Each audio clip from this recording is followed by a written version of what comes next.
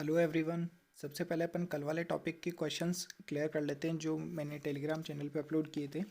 इस चैनल पे आप जुड़ सकते हैं डायरेक्ट टेलीग्राम चैनल पे, या तो आप प्राइम टाइम क्लासेस सर्च कर लीजिए या फिर आपको जो इसका लिंक है वो डिस्क्रिप्शन में देखने को मिल जाएगा। तो सबसे पहला जो क्वेश्चन था वो था ट्रांस हिमालय की श्रेणी कौन सी नहीं है।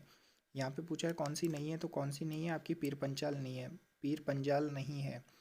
बाकी कौन कौन सी है, कैलाश है, जास्कर है, लद्दाख है, कराकोरम है। ये चारों श्रेणियाँ आपके ट्रांस हिमालय की, ये अपन कल देख चुके थे कि ट्रांस हिमालय की 4 श्रेणियाँ थी। नेक्स्ट क्वेश्चन है कि कराकोरम की सबसे ऊंची चोटी कौन सी है। तो ये भी अपन ने देखा था, कराकोरम की सबसे ऊंची चोटी है केटू, या फिर इसी को कहा जाता है गॉडविन ऑस्टिन। और ये कहाँ पर है, ये आपकी पीओके में। इसकी ऊंचाई कितनी है, इसकी ऊंचाई जो है आपकी 8611 मीटर, मतलब 8611 मीटर की इसकी ऊंचाई है, ये इसको ध्यान रखना। वहीं अगर बात करें भारत में स्थित कौन सी सबसे ऊंची है, तो भारत में है कंचनजंगा। और कंचनजंगा की ऊंचाई कितनी है, 8585, 8585 मीटर की इसकी ऊंचाई है। और ये स्थित कहाँ पे, ये आपके सिक्किम में स्थित है। वहीं नेक्स्ट बात करें कि कौन सी नदी लद्दाख और जास्कर के मध्य से होकर गुजरती है। मध्य से होकर भारत में प्रवेश करती है, तो भारत में कौन सी प्रवेश करती है मध्य से होकर, कौन कौन से, लद्दाख और जास्कर से। तो है एक तो सिंधु और एक सतलज, ये दो नदियां हैं जो भारत में प्रवेश करती हैं लद्दाख और जास्कर के मध्य से होकर। वहीं अगर नेक्स्ट क्वेश्चन की बात करें कि कौन सी नदी का उद्गम कैलाश पर्वत से नहीं होता है। देखिए उन्होंने पूछा कौन सी नदी का उद्गम कैलाश पर्वत से नहीं होता है। तो गंगा का होता है आपका, ब्रह्मपुत्र का होता है, सतलज का होता है, लेकिन कोसी का नहीं होता है। वहीं एक और याद रखना कि सिंधु नदी का भी उद्गम जो है कैलाश पर्वत से ही होता है। नेक्स्ट आपका है कि हिमालय पर्वतमाला की ऊंचाई कितनी है। तो ये अपन ने देखी थी कि 2500 किलोमीटर है। वहीं चौड़ाई बात करें तो 160 से लेकर 400 किलोमीटर तक की इसकी चौड़ाई आपको देखने को मिलती है। तो आप चलते हैं आज के अपने टॉपिक पे। नेक्स्ट जो अपन पढ़ने वाले हैं हिमालय पर्वतमाला के संदर्भ में, चलिए देखते हैं। तो दोस्तों कल अपन ने सबसे पहले बात करी थी भारत के भौतिक प्रदेश, और भौतिक प्रदेश को अपन ने दो भागों में विभाजित किया था, एक तो भौतिक दृष्टि से, एक बनावट और संरचना की दृष्टि से।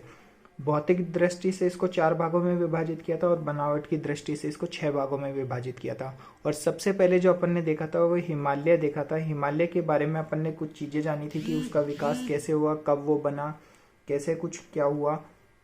उसके बाद में अपन ने देखा था कि हिमालय का वर्गीकरण देखा था। तो ये देखिए आप, अपन ने देखा था हिमालय का वर्गीकरण। और वर्गीकरण में भी फिर अपन ने देखा था कि इसको 4 भागों में विभाजित किया था, ट्रांस, महान, लघु और शिवालिक में। फिर ट्रांस की अपन ने चारों पार्ट कर लिए थे, कराकोरम भी पढ़ लिया था, लद्दाख भी, जास्कर भी और कैलाश भी। आज अपन बात करेंगे महान और लघु आगे इसके बारे में। तो चलिए देखते हैं हम। जो नेक्स्ट वर्गीकरण अपन ने देखा था वो था वृहत हिमालय। दूसरा वर्गीकरण था हिमालय के संदर्भ में। पहला अपन ने ट्रांस हिमालय देखा था। और वृहत हिमालय के, या इसको वृहद हिमालय कहते हैं, वृहद हिमालय। इसके अन्य नाम भी अपन ने देखे थे कल। कुछ एक नाम जैसे हिमाद्री भी इसी को कहा जाता है, महान हिमालय भी इसी को कहा जाता है, और कुछ और भी नाम है। क्योंकि मैं एक साथ वहाँ पे बताता तो आपको शायद थोड़ा सा ये होता है कि इतने सारे नाम कैसे याद करें, इसलिए मैं टुकड़ों में बताने की कोशिश कर रहा हूँ। वृहद, हिमाद्री, महान, ये एक ही नाम है। वृहद, महान, हिमाद्री, या फिर बर्फीला, बर्फीला, या फिर सर्वोच्च। ये सारे नाम जो है वृहद हिमालय के ही नाम हैं। और अन्य यहाँ से भी कई बार प्रश्न निकल जाता है, जैसे आपसे डायरेक्ट वृहद ना दे के हिमाद्री हिमालय दे देते हैं तो आप लोग कंफ्यूज हो जाते हैं। तो इनको थोड़ा सा याद रख लीजिएगा, एक बार देखने पे इतने ज़्यादा डिफिकल्ट नहीं है। सर्वोच्च नाम इसलिए कहा जाता है क्योंकि यहाँ पर सर्वाधिक सबसे ऊंची चोटियाँ आपको देखने को मिलती हैं। वो भी बातें करेंगे कौन कौन सी चोटियाँ यहाँ पे आपको देखने की मिलती हैं। उससे पहले आप देख लीजिए कि इसका निर्माण कैसे हुआ। जो इसका निर्माण हुआ दोस्तों वो आपका होता है ग्रेनाइट और अवसादी चट्टानों से।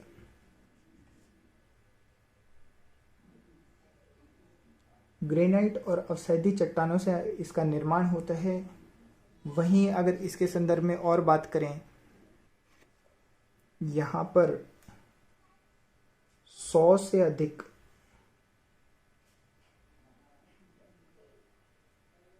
चोटियां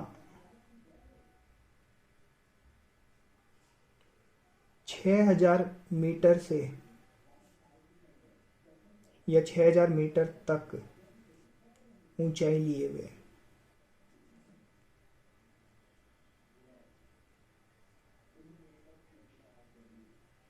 अब खुद देख सकते हैं कि सर्वोच्च नाम इसीलिए पड़ा है क्योंकि यहाँ पर ऐसा है कि 100 से अधिक चोटियां ऐसी हैं जिनकी ऊंचाई 6000 मीटर तक है या उससे अधिक है। तो ये अपने आप में एक विशाल हिमालय का पार्ट है। तो इसको वृहद हिमालय इसीलिए कहा जाता है, महान हिमालय भी इसीलिए कहा जाता है। सर्वाधिक बर्फ यहाँ पर देखने को मिलती है तो बर्फीला हिमालय भी इसी को कहा जाता है। जो सर्वोच्च है इसीलिए इसको सर्वोच्च कहा जाता है। वहीं अगर और बात करें तो दोस्तों यहाँ पर क्या होता है कि ग्रीष्म काल में ये जो है ना जो बर्फ है आपकी या हिम है वो पिघलना स्टार्ट हो जाती है और पिघल के वो नीचे की ओर दक्षिण की ओर दक्षिण की ओर आती है। और दक्षिण की ओर आने से वहां पे क्या होता है, घास का मैदान विकसित हो जाता है। तो दक्षिण की ओर जो घास के मैदान यहाँ पर विकसित होते हैं उनको कुछ विशेष नाम से कहा जाता है। तो वो आप ज़रूर याद कर लीजिएगा कि किस नाम से उन मैदानों को कहा जाता है। घास के मैदानों को, घास के मैदान लिख लीजिए इसको। तो घास के मैदानों को किस नाम से जाना जाता है वो आप देखिए कि कश्मीर में मृग के नाम से जाना जाता है। पहला तो आप ये देख लीजिए। दूसरा आप देख लीजिए उत्तराखंड में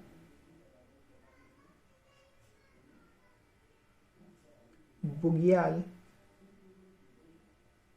या प्यार के नाम से जाना जाता है। ये चीज़ ध्यान रखना, डायरेक्ट पूछ लेते हैं कि कश्मीर में घास के मैदानों को किस नाम से जाना जाता है, मृग के नाम से। उत्तराखंड में बुग्याल या परियार के नाम से इन्हें जाना जाता है। वहीं एक चीज़ और याद रखना इसके संदर्भ में कि यहाँ पर क्या होता है, जब ये घाटियाँ और घास के मैदान बनते हैं तो उन घाटियों को क्या कहा जाता है, करेवा कहा जाता है दोस्तों। घाटियों को करेवा कहा जाता है। और ये करेवा जो है यहाँ ये क्या काम आता है, इस जगह पर, इस घाटी में जाफरीन या फिर आप बोल सकते हैं अफीम की खेती की जाती है। अफीम की खेती की जाती है। काफ़ी इंपॉर्टेंट क्वेश्चन है। तो जाफरीन और अफीम की खेती कहाँ की जाती है, तो ये आपकी करेवा में की जाती है। और करेवा क्या चीज़ है, करेवा वृहद हिमालय का दक्षिण में जो घाटियाँ बन जाती है उनको करेवा के नाम से जाना जाता है। नेक्स्ट आप देख लीजिए कि जो वृहद हिमालय है इसकी सबसे ऊंची चोटी कौन सी है। तो सबसे ऊंची चोटी आपको पता है माउंट एवरेस्ट है। और इसकी ऊंचाई कितनी है, 8848 मीटर। माउंट एवरेस्ट की ऊंचाई कितनी है आपकी, 8848 मीटर जो इसकी ऊंचाई है। तो यहां से दोस्तों 3 प्रकार के प्रश्न बनते हैं। सबसे पहला तो ये कि हिमालय की सबसे ऊंची चोटी, सबसे ऊंची चोटी, तो वो आप बता सकते हैं कौन सी, माउंट एवरेस्ट। ठीक है, इसकी ऊंचाई है 8848 मीटर। नेक्स्ट आपका निकलता है कि भारत की सर्वोच्च चोटी वो कौन सी है आपकी, वो आपकी है K2 या गॉडविन ऑस्टिन, जो कहाँ पे आपकी POK में। और ये माउंट एवरेस्ट आपकी नेपाल में है। और POK में जो K2 है इसकी ऊंचाई अपन ने देखी थी 8611 मीटर। वहीं तीसरा ये निकलता है कि भारत में स्थित, ये मैंने आपको कल भी बताया था, भारत में स्थित सबसे ऊंची चोटी,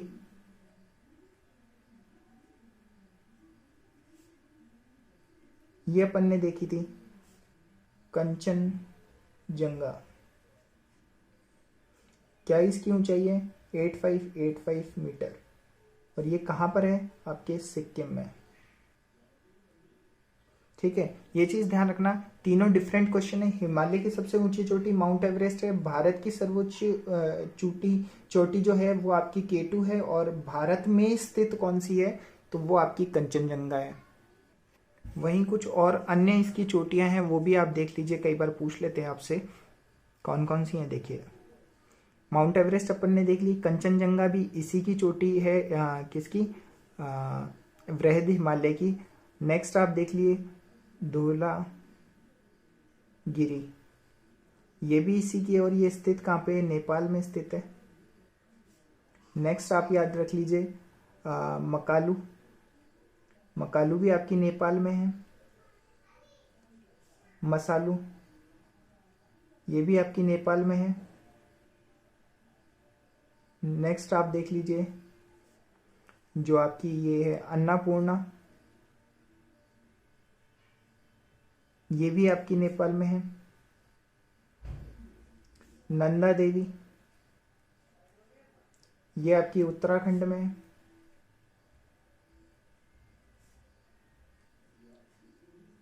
फिर उसके बाद में केदारनाथ, ये आपकी कहाँ पे है? ये भी उत्तराखंड में। तो ये कुछ अन्य चोटियां हैं इसकी, और भी काफ़ी सारी हैं, लेकिन ये इम्पोर्टेंट हैं, तो आप इन्हीं पे फोकस कीजिएगा।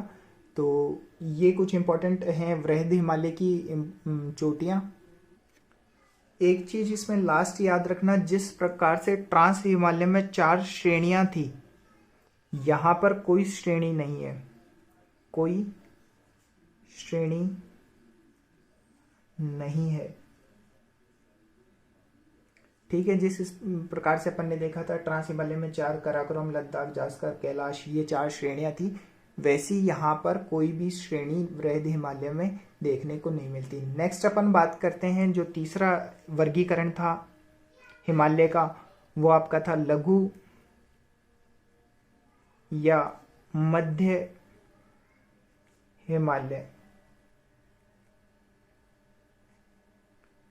लघु और मध्य हिमालय के संदर्भ में आपको सबसे पहले इसके अन्य नाम पता होने चाहिए। तो इसका एक ही नाम है लघु, जो अपन ने पहले देख लिया था, और अन्य जो नाम, इसको मध्य के नाम से भी जाना जाता है।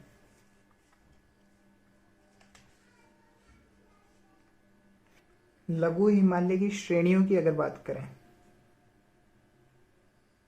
तो कौन कौन सी श्रेणी यहां पर देखने को मिलती है? धौलाधार, पीर पंजाल, उसके बाद में आपकी नाग टिब्बा, महाभारत। तो ये कुछ श्रेणियां हैं लघु हिमालय और मध्य हिमालय की। दोस्तों, यहीं पर कुछ पर्यटन स्थल भी हैं जहां पर आप लोग अक्सर गए होंगे या नाम सुना होगा। तो वो पर्यटन स्थल कौन कौन से हैं आपके? एक तो मसूरी, यहीं पर है आपकी। नैनीताल भी यहीं पर है। रानीखेत भी, ठीक है। वहीं पे आपकी दार्जिलिंग भी यहीं है।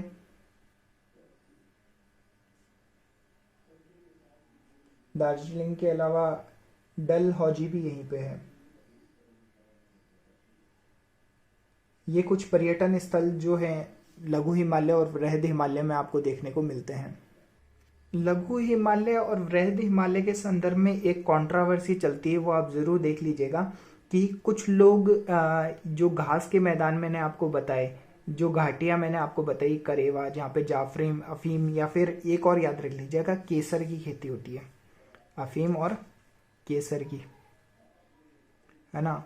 ये जो मैंने आपको बताए, ये मैंने आपको वृहद हिमालय बताए, कुछ लोग इसको लघु हिमालय में पढ़ाते हैं, तो ऐसा कोई इशू नहीं है। दोनों में कई कुछ किताबें इसको वृहद में मानती हैं, कुछ आप इसको लघु हिमालय में मानती हैं। लेकिन यहाँ से जब भी प्रश्न निकलता है तो वो डायरेक्ट ये निकलता है कि कश्मीर में घास के मैदानों को किस नाम से जाना जाता है। तो ये क्वेश्चन कभी आपको डाउट नहीं करेगा कि वृहद हिमालय का पार्ट है या लघु हिमालय का पार्ट है। तो आपको इसको सिंपली याद रखना है कि कश्मीर में घास के मैदानों को क्या कहा जाता है, उत्तराखंड में क्या कहा जाता है, घाटियों को किस नाम से जाना जाता है, और किस चीज़ की वहाँ पर खेती होती है। तो ये ज़रूर अपना डाउट क्लियर कर लीजिएगा। नेक्स्ट अपन बात करते हैं, ये इससे पहले अपन इसके कुछ वो देख लेते हैं जो जो इसके पर्वत, जो जो ऊंची चोटियां हैं या इसकी चोटियां हैं वो अपन देख लेते हैं लघु हिमालय की। तो देखिए, जो मैंने आपको ये बताया पर्यटन स्थल, कुछ एक तो ये खुद ही चोटियां हैं, इसके साथ में और एक दो हैं, जैसे अल्मोड़ा हो गया आपका। अल्मोड़ा के अलावा अगर अपन बात करें, इसमें चक्रोता हो गया,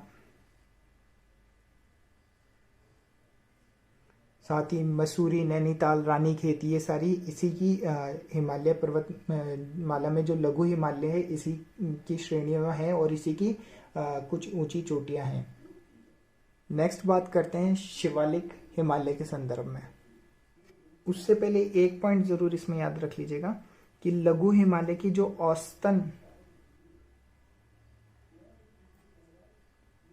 ऊंचाई है वो कितनी है आपकी, 3700 से लेकर 4500 मीटर तक देखने को मिलती है। ठीक है, अब बात करते हैं शिवालिक हिमालय के संदर्भ में। तो देखिए, अंतिम और लास्ट जो वर्गीकरण हिमालय का अपन ने किया था वो है आपका शिवालिक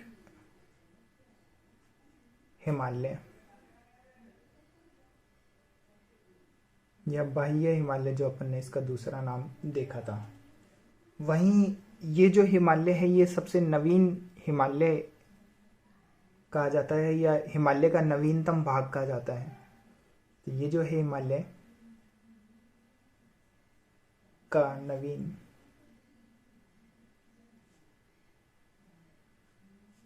भाग है।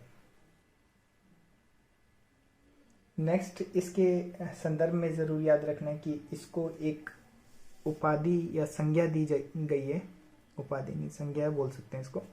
संज्ञा जो दी गई है वो किसकी दी है, वो गिरिपद की दी गई है। गिरिपद नाम की इसको संज्ञा दी गई है, गिरिपद श्रेणी। ठीक है, इस नाम की इसको संज्ञा दी गई है किसको, शिवालिक हिमालय को। वहीं अगर बात करें ये हिमालय के दक्षिण में स्थित है, ये तो अपन ने देख लिया था, बाकी इसको अभी मैप में भी देख लेंगे। दक्षिण में स्थित है। नेक्स्ट अगर बात करें कि इसकी औसतन ऊंचाई कितनी है, तो औसत ऊंचाई की अगर बात करें, जैसा कि अपन ने अभी इससे पहले लघु हिमालय में देखा था 3700 से 4500 उसकी औसतन ऊंचाई थी, तो इसकी जो औसतन ऊंचाई है वो 900 से 1200 मीटर की आपको देखने को मिलती है। वहीं अगर औसत चौड़ाई की बात करें तो सबसे कम लगभग 100 से 50 किलोमीटर की देखने को मिलती है। तो ये तो थी इसकी ऊंचाई और चौड़ाई के संदर्भ में। वहीं अगर नेक्स्ट अपन बात करें कि इसकी चौड़ाई जो है वो सर्वाधिक आपको कहाँ देखने को मिलती है, तो सबसे ज़्यादा जो इसकी चौड़ाई आपको देखने को मिलती है वो जम्मू कश्मीर, हिमाचल, पंजाब, फिर अरुणाचल प्रदेश में। इसके कुछ स्थानीय नाम भी आपको देखने को मिलेंगे, जैसे जम्मू में इसे जम्मू की पहाड़ी के नाम से जाना जाता है। वहीं नेक्स्ट जो आपका है, अगर बात करें गोरखपुर में, इसे गोरखपुर में दोस्तों इस जो अपना शिवालिक श्रेणी है इसको डोंडुआ के नाम से जाना जाता है, डोंडुआ के नाम से। वहीं अगर बात करें अपन इसको, अगर बात करें भारत के उत्तर पूर्वी भाग जो आपका अरुणाचल प्रदेश है और असम है, इसमें जो उत्तर पूर्वी भाग में इसको चूरिया मूरिया के नाम से कहते हैं। वहीं नागालैंड में इसे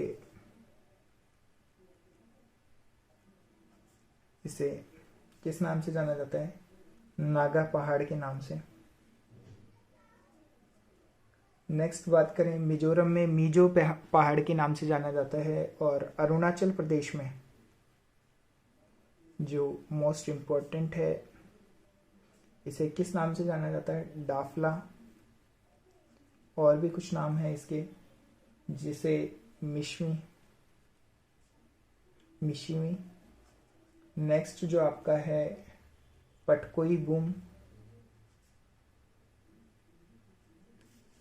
पटकोई बूम के बाद में मीरी भी यहीं पे कहा जाता है। मीरी के बाद में अबोर भी इसी को कहा जाता है। तो ये कुछ नाम हैं जो अरुणाचल प्रदेश में इसके स्थानीय नाम हैं। तो ये कुछ इम्पॉर्टेंट पॉइंट थे आपके शिवालिक हिमालय के संदर्भ में। आप कुछ और इम्पॉर्टेंट बात करते हैं हिमालय के बारे में ही। तो दोस्तों अपन ने जैसा कि इसकी 4 श्रेणियां देखी, तो 4 श्रेणियों में देखिए इसको बांटने की कोशिश करता हूं। जैसे अपन सबसे पहले बात करते हैं, ये आपका जो ट्रांस हिमालय है, ट्रांस हिमालय, और नेक्स्ट जो आपका है महान हिमालय। तो इन दोनों के मध्य एक काल्पनिक रेखा होती है, मानी जाती है, जिसको अपन IFM के नाम से जानते हैं, IFF के नाम से जानते हैं। इसको कहते हैं Indian frontal fault, Indian frontier fault, IFF के नाम से जाना जाता है इसको। ये कई बार पूछ लेते हैं कि ये आपका सबसे पहले आ गया ट्रांस हिमालय, और नेक्स्ट जो आपका है वो आपका हो गया महान हिमालय।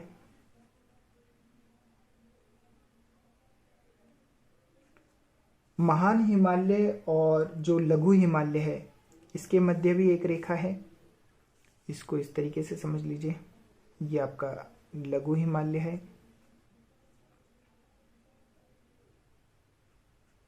लघु हिमालय, लघु हिमालय और जो महान हिमालय है, इसके मध्य जो है काल्पनिक रेखा है, उसको किस नाम से जाना जाता है? उसको MBT के नाम से जाना जाता है। MBT का मतलब यहाँ पे आपका है मेन सेंट्रल थ्रस्ट। MBT नहीं दोस्तों, इसको MCT बोलते हैं, मेन सेंट्रल थ्रस्ट। याद रख लीजिएगा, डायरेक्ट नाम पूछ लेते हैं। MCT कहाँ है, IFF कहाँ है, और जो नेक्स्ट आपने देखा लघु हिमालय और जो आपका शिवालिक हिमालय है, शिवालिक हिमालय को मैं ऐसे दर्शा रहा हूँ। जो ये आपका शिवालिक हिमालय है, इनके मध्य जो लाइन है, ये आपका कौन सा है? शिवालिक हिमालय।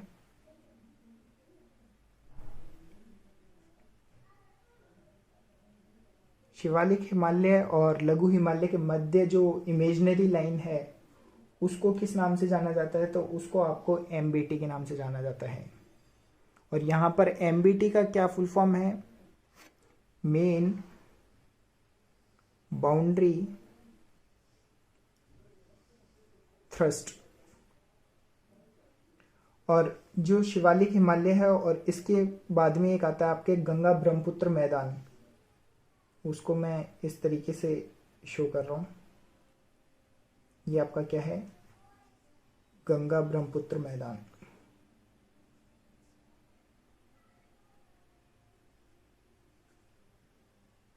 काफी इंपॉर्टेंट है, कई बार क्वेश्चन निकल जाता है। इसके मध्य जो इमेजिनरी लाइन है, किस किस के?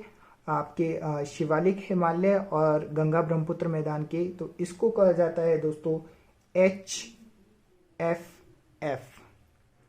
HFF का फुल फॉर्म क्या है? इसका फुल फॉर्म है आपका हिमालय फ्रंटियर फॉल्ट।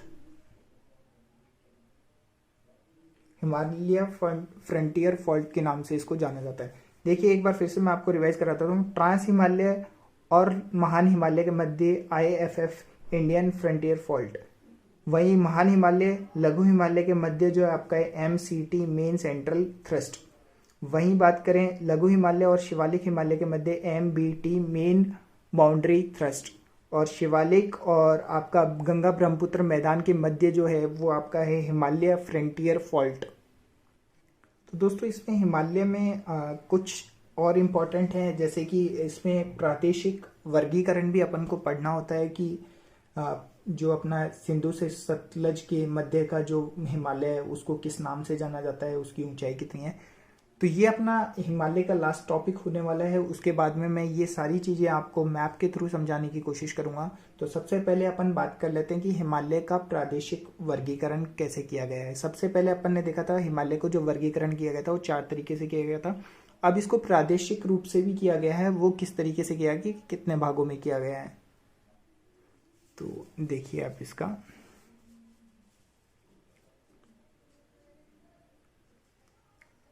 प्रादेशिक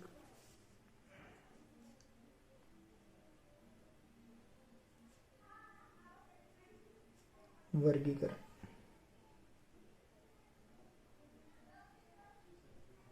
ठीक है, प्रादेशिक वर्गीकरण भी दोस्तों इसको 4 भागों में ही किया गया है। कौन कौन से 4 भाग हैं वो भी अभी अपन देख लेते हैं। देखिए ये काफ़ी छोटा टॉपिक है। इसी को सबसे पहला जो है आपका पंजाब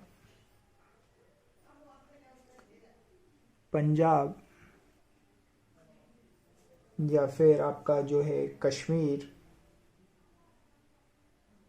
या फिर नेक्स्ट जो है हिमालय। ठीक है, नेक्स्ट जो है आपका वो आपका है कुमायूं हिमालय। तीसरा जो वर्गीकरण है इसका वो आपका है नेपाल हिमालय।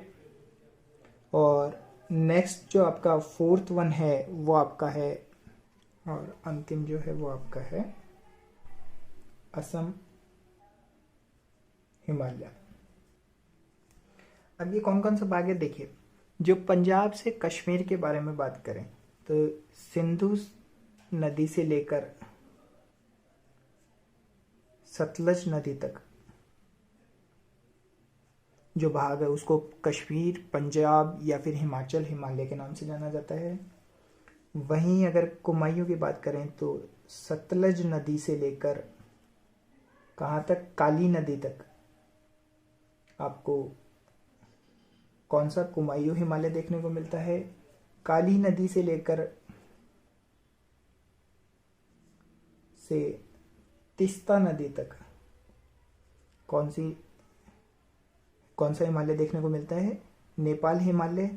और लास्ट जो आपका है तीस्ता से लेकर ब्रह्मपुत्र नदी तक जो आपको जगह या फिर गैप देखने को मिलता है वो कौन सा कहलाता है, असम हिमालय कहलाता है आपका। नेक्स्ट इसमें डिफरेंस देख लीजिए आप कि यहाँ पर जो औसतन लंबाई है वो कितनी है, तो यहाँ पर लंबाई है 560 किलोमीटर की। यहाँ पर है आपकी 320 किलोमीटर की। यहाँ पर जो लंबाई है वो 800 किलोमीटर की है। और यहाँ पर लगभग 700 किलोमीटर की या 720 किलोमीटर की। वहीं नेक्स्ट देखें रोहतांग, पीर पंजाल, जास्कर जो दर्रे हैं वो यहीं पर हैं। दोस्तों दर्रों का टॉपिक मैं आपको मैप से कराऊंगा बहुत अच्छे तरीके से, तो दर्रे अपन आराम से पढ़ेंगे। तो दर्रे मैं यहाँ पर नहीं लिख रहा हूँ, आप बस इतना याद रखना कि रोहतांग, पीर पंजाल, जास्कर जितने भी दर्रे हैं जम्मू कश्मीर वाले, ये पंजाब हरियाणा वाले, पंजाब और हिमाचल प्रदेश वाले, ये आपके किस में आते हैं? पंजाब, कश्मीर, हिमाचल, हिमालय के मध्य आते हैं। वहीं कुमायूं हिमालय में बात करें तो यहाँ पर जो आपने पढ़ा था पर्यटन स्थल जो अपन ने पढ़े थे वो सारे के सारे आपके कहाँ कुमायूं हिमालय में आते हैं। वहीं हिमालय की सबसे ऊंची चोटियाँ जो अपन ने देखी थी वो नेपाल हिमालय में आते हैं।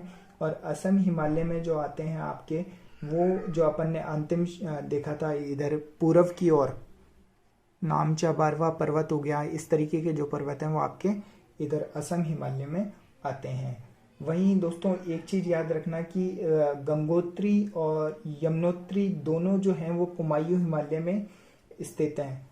कुमायूं में हिमालय में कौन सी? गंगोत्री और यमुनोत्री।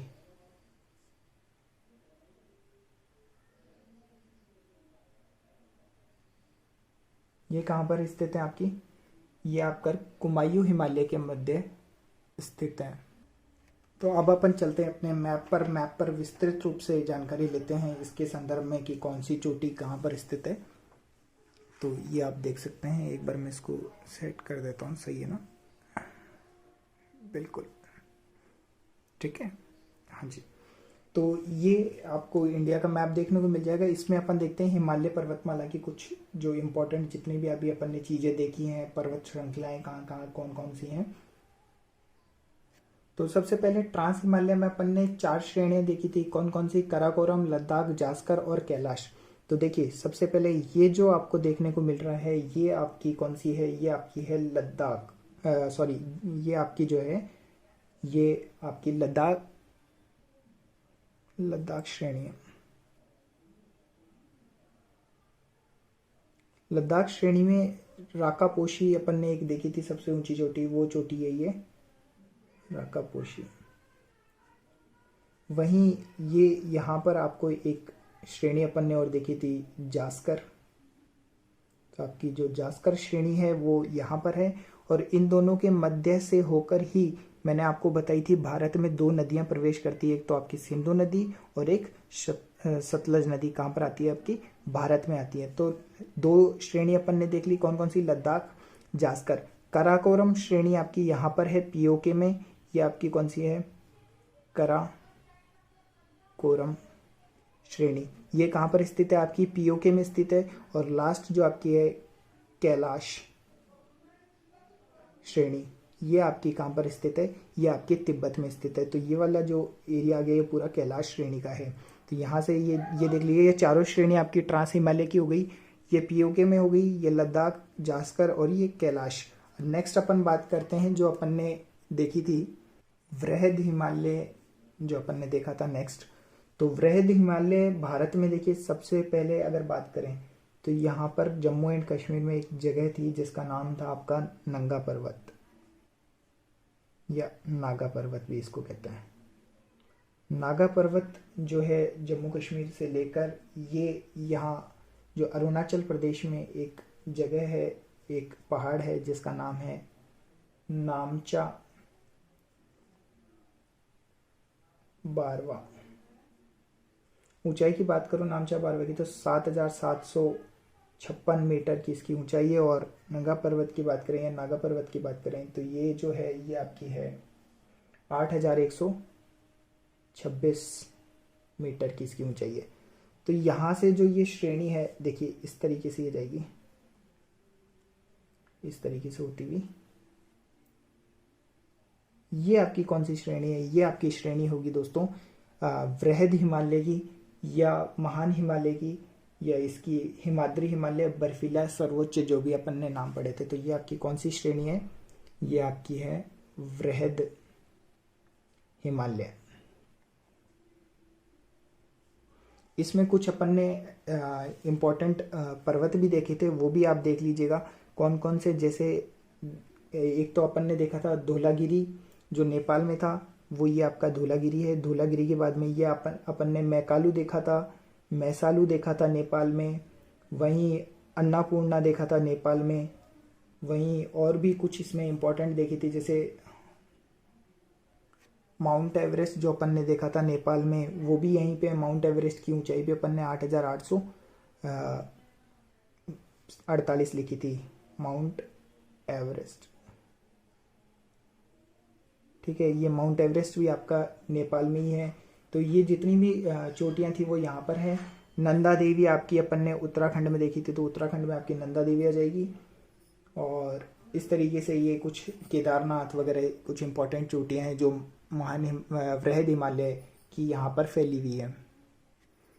तो इसकी एक इम्पॉर्टेंट चोटी याद रखना, ये जो सिक्किम में है ये कंचनजंगा, ये भारत में स्थित सबसे ऊंची चोटी है और ये किसकी है, वृहद हिमालय की ही है।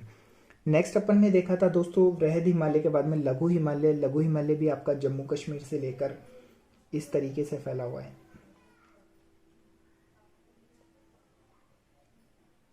ठीक है, वहीं जम्मू इसमें लघु हिमालय में अपन ने कुछ वो याद करी थी पर्यटन स्थल, जैसे मैसूरी, नैनीताल, वो सारे के सारे आपके कहाँ पर इस जगह बसे हुए हैं। जो भी पहाड़ियाँ थी, मैसूरी की पहाड़ी या फिर दार्जिलिंग की पहाड़ी, डलहौजी की, रानीखेत, वो सारे के सारे आपके यहाँ पर जो आपका हिमाचल प्रदेश है यहाँ पर बसे हुए हैं। और इसके ठीक नीचे जो एक अपनी लास्ट बस्ती है शिवालिक की पहाड़ी, वो भी जम्मू कश्मीर से लेकर देखिए इस तरीके से ये फैली हुई है, इस तरीके से। तो जम्मू कश्मीर में इसको आपको पता है जम्मू की पहाड़ी के नाम से जाना जाता है। वहीं अपन ने इसके बाकी अन्य नाम देखे थे, जैसे गोरखपुर, यूपी में भी इसका थोड़ा सा अंश देखने को मिलता है। तो यूपी में गोरखपुर में इसमें जो अपन ने देखा था डूंडवा के नाम से भी इसको जाना जाता है।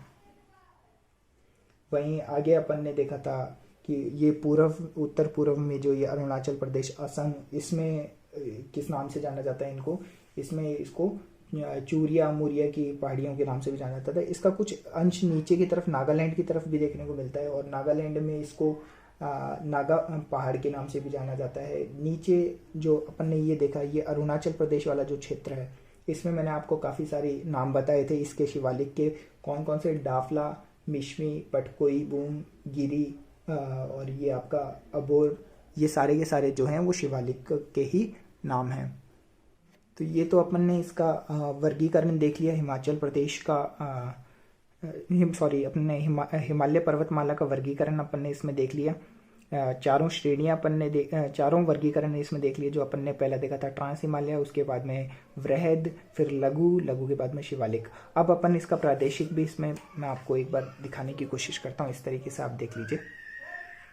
तो प्रादेशिक में देखिए 4 भागों में विभाजित किया था। तो यहाँ पे मैंने आपको बताया था लद्दाख की श्रेणी, ये आपकी जो है जास्कर की श्रेणी, और यहाँ से आपकी 2 नदियाँ प्रवेश करती हैं। कौन कौन सी नदी, एक तो सिंधु नदी आपकी आती है, और दूसरी जो आती है वो आपकी आती है सतलज नदी। तो इसके मध्य मैंने आपको बताया था कौन कौन से आपके आ जाते हैं, कौन कौन से हिमालय आ जाते हैं, पंजाब का हिमालय, या फिर आपका कश्मीर का, कश्मीर के बाद में आपने देखा था हिमाचल का। ये सारे आपके कहाँ जाते हैं, इसके बीच में। फिर ये कौन सी आपकी सिंधु नदी है, सिंधु, और ये आपकी सतलज। इसके बीच में आपने देखा था ये एक काली नदी है, काली नदी जो आपकी नेपाल के आसपास आपको देखने को मिलती है। ये जो है इसके बीच में आपका आ जाता है कुमायूं हिमालय। फिर एक चीज़ देख लीजिएगा, काली नदी और ये आपकी तस्ता नदी है, तिस्ता। इसके बीच में अपन ने देखा था आपका जो आता है नेपाल का हिमालय, और तिस्ता नदी और ये जो ब्रह्मपुत्र नदी इस तरीके से अरुणाचल प्रदेश में, अरुणाचल प्रदेश से भारत में प्रवेश करती है। इस क्षेत्र को कहा जाता है आपका असम का हिमालय। तो दोस्तों ये आपका हिमालय का टॉपिक कंप्लीट हुआ है। मैंने कोशिश करी है कि लगभग सारी चीज़ें इसमें कवर करने की कोशिश करी है। फिर भी अगर आपका कोई सजेशन हो या कोई डाउट हो तो आप कमेंट बॉक्स में पूछ सकते हैं। ज़रूर आप लोग कमेंट ज़रूर करें, और वीडियो रेगुलर देख लीजिए, फर्स्ट लेक्चर से लेकर सारे लेक्चर देखिए, ताकि चीज़ें आपको आसानी से समझ में आती रहें। आज का वीडियो आपको कैसा लगा ज़रूर बताएं। इसके क्वेश्चंस जो हैं वो मैं अभी शाम तक इसमें अपडेट कर दूंगा टेलीग्राम चैनल पे, तो आप टेलीग्राम चैनल पे ज़रूर जुड़ जाइएगा। और अगर आप लोगों ने चैनल को सब्सक्राइब नहीं कर रखा तो सब्सक्राइब कर लीजिए, और अगर सब्सक्राइब कर रखा है तो बेल आइकन ज़रूर दबाएं। वीडियो देखने के लिए थैंक यू सो मच।